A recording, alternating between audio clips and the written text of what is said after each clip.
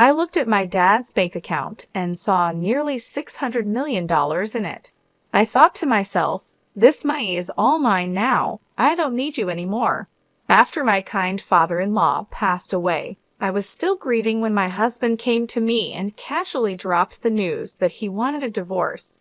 It turns out he was only showing his true colors after getting his hands on the $600 million inheritance from his father.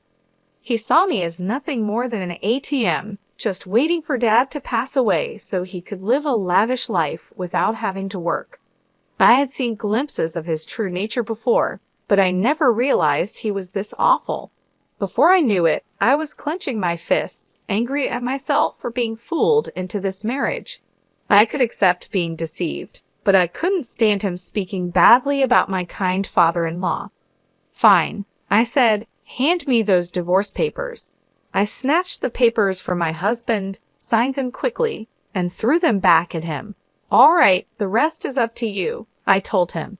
Yeah, leave it to me, he replied, smugly. He offered to send my belongings, and I walked past him, out of the living room, and left the house. I knew my husband would regret divorcing me.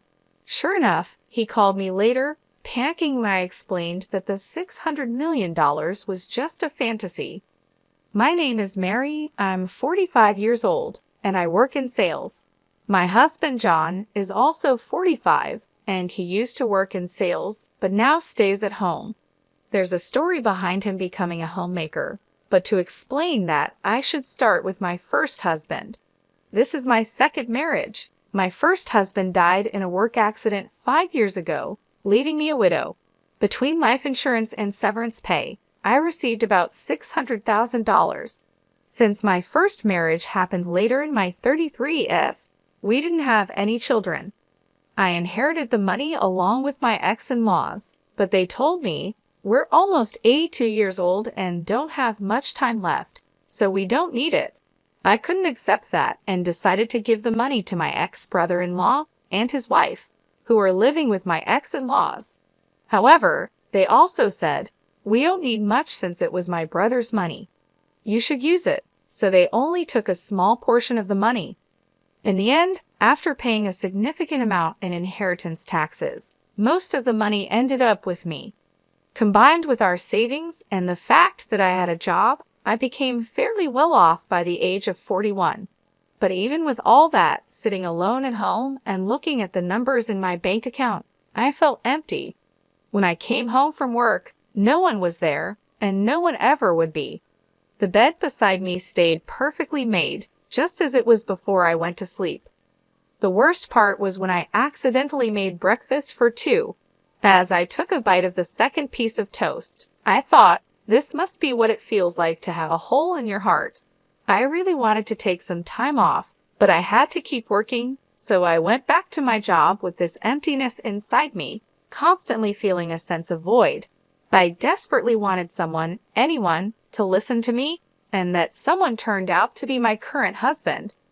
When I told him about my husband passing away and how I had to take some time off because of it, he said, I'm sorry for any inconvenience. I quickly replied, No, it was no inconvenience at all. Besides, your husband was a lucky man to have someone who cared for him so much. I'm sure he was very happy. He then shared a bit about himself, saying, as for me, I'm terrible at relationships. Even when I do date someone, I get dumped quickly.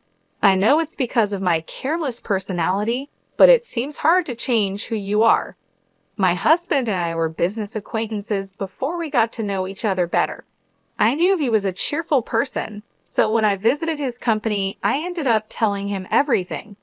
Normally, anyone would find such a dark and heavy story off-putting, but he listened quietly and then cheered me up with some light-hearted jokes. His words and smile seemed to fill a bit of the hole in my heart. He continued to listen to my stories, and we started meeting outside of work. One day, while we were talking, I accidentally dropped a receipt, and he jokingly said, Wow, my wallet is twice as thick with coins. You dropped a receipt, and we both laughed. I need to organize it, but it's such a hassle. When he tried to pay at a store, receipts started falling out as he pulled out some cash. I picked up the receipts and handed them back to him, and he stuffed them back into his wallet, complaining about the coins. It seemed like the receipts were also making his wallet bulky. "You're like a kid, John," I teased. "What? I'm 45, you know," he replied. Just as he said, he was a bit careless, but watching him, I felt the hole in my heart slowly start to close. We kept meeting privately, and a year later, he told me he had feelings for me. It had only been a year since my previous husband passed away, so I was torn, but I felt like my late husband was telling me, "Don't stay stuck, move forward." So I decided to start dating John. People around us had their opinions, but making that important decision helped me begin to heal. However, just a month later, John gave me an even bigger concern and asked me to make an incredibly important decision. Shouldn't we get married? Given our age, it's better to decide sooner rather than later. This time, I couldn't hear my late husband's voice guiding me. It felt like he was telling me to trust my own intuition and keep moving forward, so I decided to marry John. "Okay, let's get married," I said, surprising even myself with how quickly I made that decision. It was likely John's personality rubbing off on me. I started to think that a bit of carelessness wasn't so bad if it made me more positive. At the same time, I learned from John that too much carelessness could be problematic. "Wait, live with your dad?" I asked. "Yeah, just recently, he got sick and needs help with daily living. He kept working past 73, thinking he was still young, and now this happened." "What about your mom? Is she helping him?" "Huh, didn't I mention it? My mom's not around. My parents divorced when I was young, and I haven't seen her since. This is the first I'm hearing of it. Sorry, don't be mad, but it's a heavy topic to bring up when we weren't sure about getting married yet, right? I figured I'd tell you later. Even if you put off talking about living together, you could have told me about your parents. I would have known that living together might be an option." "Well, let's not sweat the small stuff. Just meet my dad and then decide if you're okay with living together. And if I say I can't live with him, we'll figure it out then," John said with a smile, but I couldn't smile back. "I'm not planning to say I don't want to marry you just because I don't want to live together. I just wish he had told me the important things earlier. I thought being careless wasn't so bad, but now I see it's not a good thing after all." In the end, I agreed to meet his father, as John suggested. Then I began to understand what he meant by small stuff. "Your house is pretty big," I said. "Just a bit. It's just me and Dad, so we have some extra rooms.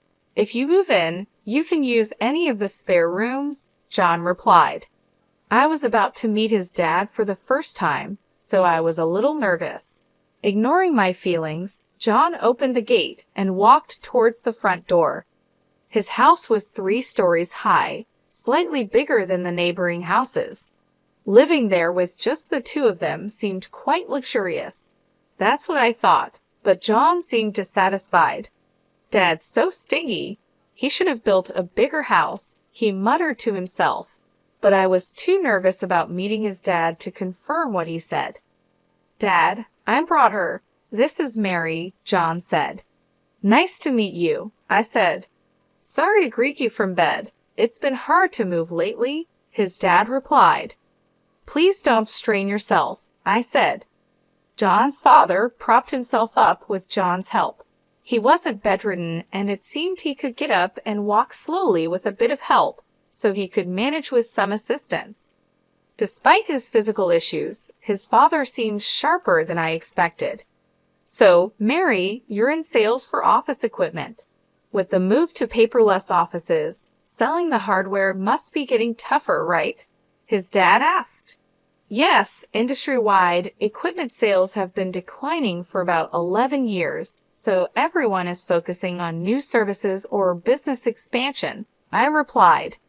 "Considering that the domestic market for the equipment is almost saturated, you need to look at countries where there's still demand for new services. IT integration might be the way to go. I think there's something called MPS, right?" he said. I completely forgot I was talking to my future father-in-law. The conversation flowed so naturally into work talk that I switched to work mode. His father didn't push too hard on the marriage topic either. He was probably being considerate of my feelings. After just a few minutes of talking, I found myself respecting him. I started to understand why John called living together small stuff. He probably knew I wouldn't oppose living with his dad. About 30 minutes into our conversation, his father said, "My back's starting to hurt. Sorry to cut this short, Mary, but I need to rest. Please take care of John. He's quite a chatterbox." "Sure, I will," I replied. Is sure the right response. His father seemed to cut the conversation short to avoid burdening me. I wanted to talk more, but I didn't want to tire him out. Feeling a bit disappointed, I left with John. On the way back, John told me more about his dad. "Dad's a serial entrepreneur," John said. "A serial what?" I asked. "A serial entrepreneur. He starts companies, grows them, then sells them. He's done it multiple times," John explained. "You can just buy and sell companies like that." I was surprised. Well, yeah. Selling one company involves millions of dollars. Starting and growing a company also needs a lot of money, so the sale isn't all profit. But still, Dad's pretty well off. He just doesn't like to spend. He could build a mansion that would make jaws drop, but he doesn't, John said. "Don't you know much about his work?" I asked. "He doesn't talk much about work or money. He never hired me for his companies or taught me how to make money. Living at home is the only way he spoils me. If he's got so much money, he could spoil me a little more, don't you think?" John replied. "Your dad probably has his reasons," I said. It seemed his father was quite an impressive person. It made sense that John might feel overshadowed by him. Given how incredible his father is, John probably got compared to him a lot, so it's understandable that he'd have some complaints. "By the way, why did your mom leave?" "Your dad seems so kind. It's hard to imagine their marriage not working out," I asked. "Mom spent a lot and wanted an easy life. After the divorce, people only came after Dad's money, so he decided never to marry again. He focused on work instead. With that much money, he could have spent a bit, don't you think?" John answered. "I don't believe in spending money just because you have it," I said. From what John told me, it seemed his mom relied on his father's money, so I couldn't agree with John on this point. But I think his words came from feeling inadequate compared to his father. Later, I talked with John about living with his father. His father currently relies on John for help and also gets assistance from a home helper when John is at work. I thought my husband and I would continue working while getting help from a home assistant to take care of my father-in-law. However, John surprised me with a different idea. "I want to quit my job and take care of Dad," John said. "What? Quit your job?" I was shocked. Dad's such an incredible person, right? I feel like I haven't done anything for him all this time, so from now on, I want to support him without relying on a caregiver. "I'll be like a homemaker," John explained. "I'll take care of the house too," John said. "Are you sure you won't regret quitting your job?" I asked. "I'd regret not doing anything for Dad more. I can go back to work after he's gone," he replied with a small smile. "That joke isn't funny," I said, feeling worried. I thought my husband might resent his father, but it turned out that wasn't the case. Despite everything, he really cared for his dad.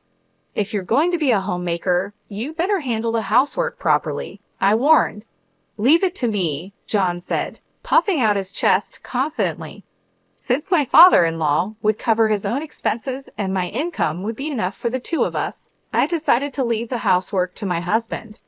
When we got married and started living together, everything went as planned. I worked and John took care of the house. He managed the chores, handled the finances, and supported his dad. When I tried to help, he would say, "You're tired from work. I'll handle the house stuff. You rest." My father-in-law remained kind and shared many valuable stories with me. Our second marriage was going well. However, I noticed that my father-in-law would sometimes frown when he saw John doing housework. A month after we started living together, John began slacking off with the house chores. "You're sleeping on the couch again. You've been there all day, haven't you?" I asked. "No way. I went to the fridge when I was thirsty and to the bathroom too," John said, trying to defend himself. "That's not what I mean. What about dinner? Did you go grocery shopping?" I asked. "Dinner's ready. Don't worry," he replied. I glanced at the kitchen, but there was no sign of any cooking. All I saw was an empty container on the dining table. It was clear he had been lazy all day. From this, I realized what John meant by "dinner's ready." Perfect timing. The intercom rang, and John grabbed his wallet and headed to the door. I was too stunned to say anything. John had only handled the housework diligently for the first 3 weeks. After that, he gradually stopped doing anything, and I ended up cooking, cleaning, and doing the laundry. It's typical for someone with a careless personality to start strong and then quickly slack off. Caught up in the excitement of getting married, I hadn't foreseen this. My father-in-law, on the other hand, must have predicted it early on, which is why he frowned when he saw John doing housework. As my husband began to shirk his duties, my father-in-law started apologizing to me, saying, "That boy is so careless." "I'm really sorry, Mary. I hoped he'd become more responsible after getting married, but it seems he's just causing you trouble. If he becomes a burden, feel free to kick him out." "I wouldn't do that. Really, it's okay." "I'm sorry. I've tried to correct him, but he's just, well, you know." "It's okay, but he isn't neglecting to help you, right?" I asked. "No, he does help me, at least a little," I replied, noticing a slight change in my father-in-law's expression. It was clear that John wasn't completely ignoring his father, but he also wasn't doing a third job. Still, my father-in-law was probably downplaying the situation to avoid any conflicts between us.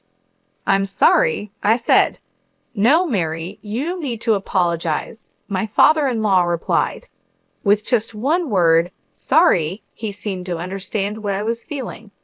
We both apologized, and there was a bit of awkwardness between us. To break the tension, my father-in-law quickly changed the subject with a brighter tone. "Oh, I'm doing some end-of-life planning and need your help. I'm not confident in John handling it." "End-of-life planning? It's not as negative as it sounds. I just want to avoid any trouble later." "Got it. If there's anything I can do, I'd be happy to help." Talking about John made us both cautious, so we ended up avoiding discussions about him and housework. It was an uncomfortable way of being considerate, but there were also thoughtful gestures that made me happy. "Is there anything inconvenient at home?" my father-in-law asked. "Not really, but the bathroom could use some fixing." I had just wanted the water heater checked, I said, but my casual comment turned into something much bigger. "Wait, what's this?" I exclaimed when I saw the changes. My father-in-law had contacted a contractor he knew, and they completely renovated the bathroom. Not only were the tub and shower replaced, but the walls and floors were redone with special coatings to resist grime, and the drain was redesigned to make cleaning easier. They even installed a bath lift to help my father-in-law get in and out easily. "Now I can enjoy a nice clean bath, and it's easier for me to get in and out," he said. It was an extravagant use of money, and this happened a few times where a small request turned into a huge upgrade. I learned not to ask my father-in-law for small favors lightly, yet my husband still called him stingy. I couldn't understand how John could see it that way, given how generously his father spent money. Out of curiosity, I asked my father-in-law about his most extravagant spending. "What's the most luxurious thing you've ever done?" I asked. "I started a seafood company in Germany, built the office and the factory from scratch. That cost a fortune." "A company in Germany? That's impressive, but it was work, right?" "Well, yes and no. I did it because I wanted to, so it was more like a hobby." "Why seafood in Germany? Was it because it was profitable?" "No, I had no knowledge or connections and didn't think about profits. Germany exports a lot of seafood, and we import a lot of it." I love seafood, so I thought I could make money and eat all the food I wanted, he said, looking happier than I'd ever seen him. He must have really enjoyed that time, but if he just wanted seafood, he could have bought as much as he wanted. Starting a company overseas seemed extravagant. Do all successful people think this way? It's a world far beyond the understanding of an ordinary person like me. It made me realize that my father-in-law wasn't stingy. He was just careful about when and where to spend money. My husband just didn't understand that. One day, my husband burst into David's room and vented his frustration at both of us. You listened to Mary's requests, but not mine. Are you talking about the bathroom? You use it too, right? And since cleaning is easier now, it's a big help to you as a homemaker, right? Mary gets to enjoy a nice bathroom, and it's convenient for me too. No one loses here, David replied calmly. My husband clicked his tongue loudly and stormed out, slamming the door behind him. I'm really sorry, I said. It's fine, but why don't you listen to your son's requests? I asked. He's like his mother. When he has money, he spends it without thinking. Even with a lot of money, you need to understand its value and how to use it wisely. I've tried teaching him that many times, but he's still the same, David said, his expression turning somber. Since that day, my husband had become even more neglectful. Not only did he stop doing anything around the house, but he started causing unnecessary trouble. Whose motorcycle is that outside? Did you buy it? No one else's motorcycle would be here. I yelled at my husband as soon as I got home from work, but he just polished an expensive-looking golf club in the living room without even looking at me.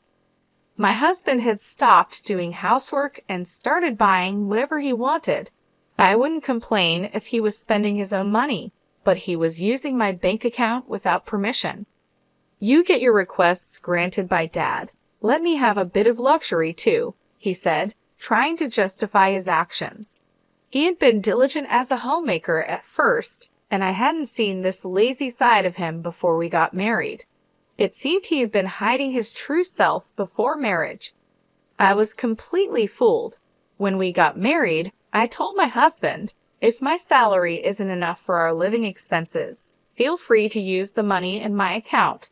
I took back my bank book so he couldn't use the money without my permission. When I checked it, I saw he had spent around $50,000 in just 3 weeks. It was an expensive lesson that I couldn't trust him. Naturally, I thought about divorcing him, but I didn't want to leave my father-in-law in his care, so I erased divorce from my list of options. My husband seemed to sense that I wouldn't divorce him and became even more arrogant. Hey, can't you come home earlier? I've been waiting for dinner all this time, he complained, treating the living room sofa like his personal nest and hardly moving from there. Of course, he did no housework at all. What does being a homemaker mean? I was starting to lose my understanding of it. He had said he didn't want to rely on a home assistant and wanted to be a good son, but he ended up hiring a caregiver again. Honestly, this made me feel better knowing my father-in-law wasn't left to my lazy husband. I decided to avoid my husband as much as possible, thinking, let sleeping dogs lie. With this mindset, the year flew by quickly. Then a significant event happened for both me and my husband. Thank you for everything. My father-in-law passed away just before turning 81. The time I spent with him was short but incredibly meaningful to me. It felt like we had spent 11 years together. Even after the funeral, I couldn't pull myself together and felt a deep void in my heart. As I sat in the living room, lost in emptiness, my husband walked in with a cheerful expression. Hey, let's get divorced. What? That single word snapped me out of my daze. He was waving the divorce papers in my face. It wasn't a misunderstanding or a joke. I found Dad's bank account. Guess how much is in it? Nearly $600 million, so this money is all mine. You're no longer needed, ATM. When Dad collapsed a year ago, I didn't want to deal with taking care of him, so I looked for a wife. I figured you'd be an easy catch since you were grieving the loss of your previous husband. I see, so that's why you were in such a hurry to get married. That's part of it, but then I changed my strategy. You inherited money from your late husband, right? You never talked about it, but I figured his retirement and insurance would be substantial. I took care of Dad while you acted as the ATM until he passed away. It was easier than working. Now that Dad's gone, I'm set for a lavish life with his inheritance. Do you think you can get away with this? I asked, feeling the anger rising. Of course, I'm his son, so it's only natural I inherit his wealth. He worked until he collapsed, and I thought he'd live until 87, but he died sooner than expected, so I'm lucky, he replied smugly. I realized I was clenching my fists. It was my fault for being tricked into marrying him, and I could accept that. But I couldn't forgive him for speaking so badly about my kind father-in-law. I was ready to punch him, not caring about the trouble it might cause later. But then I felt like I heard my father-in-law's voice saying, "Stay calm." Right? There was no need to do anything rash. Are you sure about this? All right, give me the divorce papers, I said. I snatched the papers from my husband, signed them on the spot, and handed them back. Thanks for making this easy. I'll file these tomorrow. You can take all our savings. I've got $600 million, so take as much of that petty cash as you want, he said, clearly gloating. Okay then. Yeah, leave it to me. I'll file the papers and send you your stuff if you want, I replied, walking past him and out of the house. As I left, my anger started to fade, and I felt a wave of laughter rising. My husband would soon regret divorcing me. That $600 million was just a pipe dream. A few days later, while staying at a hotel and looking for a new place to live, my ex-husband called. Hey, what the hell did you do? He yelled. I instinctively pulled the phone away from my ear as he started shouting. He seemed confused, so I needed to explain what was happening. I can guess what happened, but why don't you tell me? I asked calmly. When I tried to withdraw money from Dad's account, they said this money can't be withdrawn. What's going on? There should be $600 million in there, he said, his voice full of frustration. Looks like you didn't know. Since your dad didn't spoil you, you never took an interest in his affairs, right? And he never discussed his work with you, I explained. Stop with the riddles. There's money, right? He demanded. Yes, there's $600 million, but it's collateral, so you can't touch it, I replied. Collateral? He asked, his voice shaking. That's right. The money is in the account, but it's untouchable, like a pie in the sky. Also, that money is about to be used to pay off debts, so it'll be gone soon, I explained. You're kidding. There's $600 million, and I can't use any of it. His voice grew quieter as he started to panic. I knew about the $600 million being collateral because I knew about the $600 million being used as collateral because I helped with my father-in-law's end-of-life planning. He had asked me to handle things if anything happened to him. Since he passed away, I was going to use the $600 million to settle his debts. But since my ex suddenly demanded a divorce, I left the paperwork to him, telling him to take care of the rest. What did Dad do with the $600 million? My ex asked. He used it for something he loved, I replied. What does that mean? He asked, confused. At over 72, Dad decided his next job would be his last and used his savings for something he enjoyed, that seafood processing and distribution company in Germany he always talked about. He trusted the management to locals and planned to enjoy his retirement here, but it was a huge failure, and he lost almost everything. When he told me about it, he laughed, saying it was only natural since he did it without any real knowledge. He had no regrets about where he spent his money. To start that company, he borrowed $600 million, using his savings as collateral. But it turned into debt, so he planned to repay it with another job. It seemed impossible, but he didn't think so. Even with the debt, he kept enough money for his retirement. In today's world, where many struggle in retirement, it's impressive. However, while sorting out the Germany company, his health declined. When that happened, he renegotiated his repayment plan with the bank.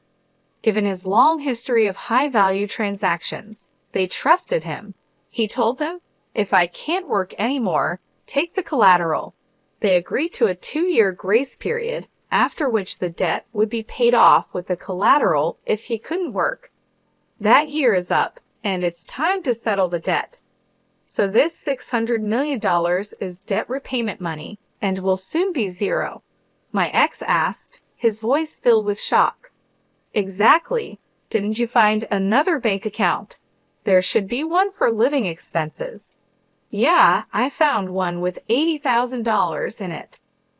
That's money you can use freely. It's your inheritance. $600 million turned into $80,000. Why didn't he prepare more for his retirement? My ex wondered, clearly surprised. I was surprised by the $80,000 too, but knowing him, he probably planned to add more if needed. He seemed capable of anything. And it looks like you haven't checked the will yet. Will? Dad told me he'd leave me about 20%. My ex said, "We're divorcing, so you could contest it as infringing on your rightful inheritance, but I'd like to honor his wishes. I hope you'll agree to the 20%, I said, noticing he was breathing heavily. He thought he'd get $600 million, but the amount kept shrinking, and now he was panicking. Why did he waste so much money? He could have bought anything with $600 million, my ex yelled, frustrated. Yelling at me won't change anything. He was happiest when he talked about that time, so he had no regrets. It was his money, and he used it. He planned to repay the debt himself, so no one can complain. You just jumped to conclusions and got ahead of yourself, I replied. Why are you so panicked? I asked. The truth is, I thought I'd get $600 million, so I spent all my own money. My account is empty, he admitted. What? Seriously? I was shocked. My ex-husband had been spending money he didn't even have yet. Now that we were divorced, he couldn't rely on my savings anymore, and he was currently unemployed. I finally understood why he was so panicked. Still, you have a roof over your head and a house, so you can rebuild your life, right? I suggested. I'm almost 54, unemployed, and have only a little savings. What's going to happen to me? Please help me, he pleaded. Me? You have savings and a job, don't you? Why should I help an ex-husband? You're suffering the consequences of your own actions, I said firmly. Please, let's pretend the divorce never happened, he begged. But I ignored his pleas and hung up the phone. Having a careless personality is definitely not a good thing. With that thought, I went back to looking at property listings. Surprisingly, my ex-husband did follow through with the will and gave me $40,000 from my father-in-law's inheritance. That made up for the money he had taken from me. He probably thought it was too much trouble to fuss over $40,000 after dealing with the $600 million situation. He also apparently started working in sales again, but he didn't seem to be taking it seriously. The shock of not getting the $600 million affected his motivation, leading to frequent mistakes. After a month of struggling under the scolding of younger supervisors, he saw his paycheck and lost motivation, comparing it to the $600 million he missed out on. He quit after just a month and is now a part-time worker, barely making enough to get by. But with that, his savings of $600,000 won't increase. In fact, it'll probably decrease. I wonder if he's thinking about his retirement? Well, whatever trouble he gets into now is not my concern. There's no ATM for him anymore. He'll have to work hard. I rented a small condo and started living on my own. I put the $40,000 from my father-in-law into my bank account. I consider it a kind of talisman, so I don't plan on spending it. Seeing it in the account feels like I'm carrying a bit of my father-in-law's work spirit with me, which motivates me. Today, I'll draw strength from him and do my best at work.